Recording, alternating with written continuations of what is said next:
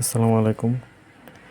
NI অ্যাক্টের মামলা কিভাবে আদালতে দাখিল করতে হয় তার একটা আর্জির লিখিত বর্ণনা দেখাতে যাচ্ছি।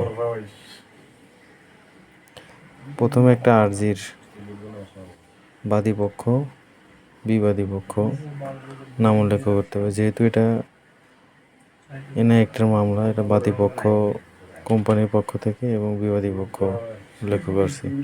এবং আর্জির মূল হলো সাক্ষী, ঘটনার স্থান, ঘটনার তারিখ